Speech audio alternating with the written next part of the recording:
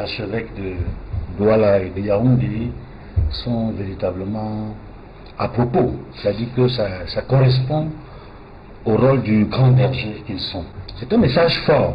On l'a vu également, ça a été dit ici sur ce plateau, comment l'évêque de Bafoussam a encouragé, n'est-ce pas, le peuple de Dieu qui est à Bafoussam, de se mobiliser, d'aller s'inscrire sur les listes électorales.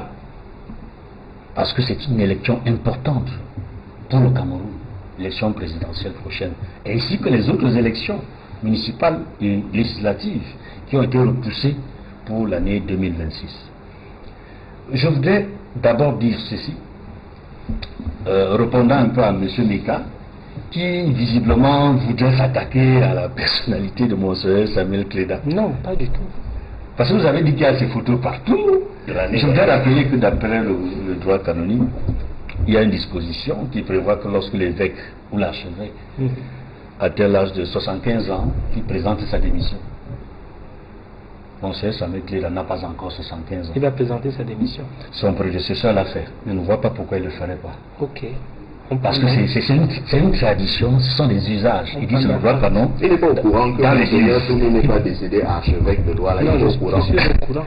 Donc, le cardinal Christian Toumé, de regretter mémoire, avait présenté sa démission quand il a eu 75 ans. Je m'en souviens encore comme si c'était hier. Il l'avait déposé. Vous savez, le 15 octobre 2005, il avait 75 ans, il avait présenté sa démission. Et il a attendu la réaction du Parlement. Bon, maintenant, je voudrais rappeler, ceux qui l'ont peut-être oublié, que le propos que tient Monseigneur Samuel Cléda n'est pas nouveau. Le cardinal Christian Toumé l'avait déjà dit dans le passé, avait proposé au président de la République de ne pas se présenter à l'élection présidentielle. De son vivant, il l'avait déjà dit. Monseigneur Cléda, en fait, est sur les traces du cardinal Christian Toumé. Il l'avait déjà dit.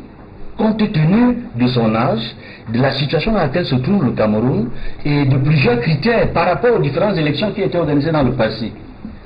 Et je pense que leur propos, je l'ai dit, que ce soit pour Monseigneur Samuel Cléda ou pour Monseigneur Jean Barga, je pense qu'ils montrent aux yeux de l'opinion nationale et internationale qu'ils suivent de près la situation, qu'ils sont préoccupés autant que le peuple de Dieu, qu'ils encadrent, que c'est un grand moment, c'est un moment historique, comme m'a dit Monseigneur Jean Barga. Et Monseigneur Samuel Cléda, lui, il estime qu'il est bon que si on va aux élections, que les règles du jeu soient partagées par tout le monde. Les mêmes règles du jeu, c'est-à-dire des élections libres, transparentes, régulières et démocratiques. Or, par le passé, on s'est rendu compte que tous les critères que je viens de citer n'ont pas toujours été réunis pour des élections précédentes. Je voudrais également ajouter, par rapport à la déclaration de l'ONU, qui est préoccupée par la situation au Cameroun, la volonté d'organiser des élections régulières, transparentes, démocratiques et sereines pour tous.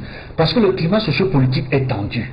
Les conditions de vie sont de plus en plus difficiles. La vie n'est pas seulement chère, elle est très chère. Je termine en rappelant qu'en 2019, le Parlement européen, dans une de ses résolutions, celle concernant le Cameroun, avait demandé au gouvernement camerounais de convoquer tous les partis politiques, les partis au pouvoir, les partis de l'opposition, pour qu'ils s'entendent